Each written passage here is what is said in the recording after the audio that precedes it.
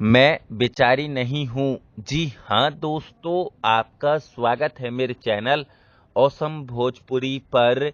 Video को पूरा देखिएगा। वीडियो पसंद आए तो वीडियो को लाइक और चैनल को सब्सक्राइब कीजिएगा। दोस्तों, हाल ही में ज्योति सिंह ने एक इंटरव्यू दिया जिसमें वो बोलती हुई नजर आई कि मैं बेचारी नहीं हूँ। जब भी मैं चुनाव प्रचार करने लोगों से मिलती हूँ तो लोग मुझे देखते ही रो देते हैं। लोगों का थोड़ा बहुत सहानुभूति भी मिल रहा है मुझे। काराकाट के लोग मुझे बेचारी समझ के सपोर्ट नहीं कर रहे हैं, बल्कि वो पिछले लोकसभा चुनाव में मेरी मेहनत को देख के सपोर्ट कर रहे हैं।